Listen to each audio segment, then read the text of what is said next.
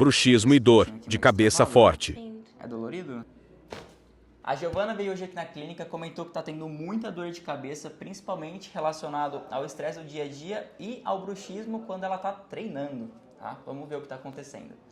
Sente esse pontinho aqui mais travado, ó? Sinto. É dolorido? Sim. Tá? Vamos ajustar aqui primeiro.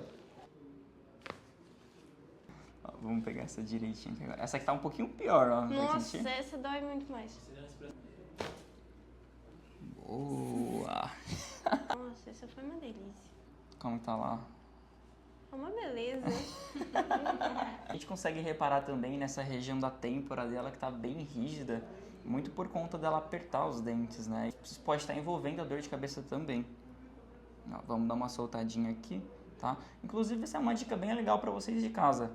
Pega essa região da têmpora aqui, ó, e faz uma massagem de 30, 40 segundinhos, movimentos rotatórios. Desce aqui para essa região do masseter.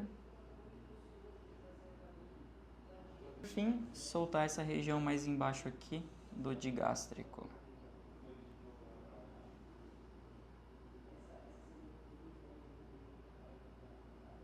Se aí de casa sente bastante dor de cabeça, não esquece de marcar sua consulta.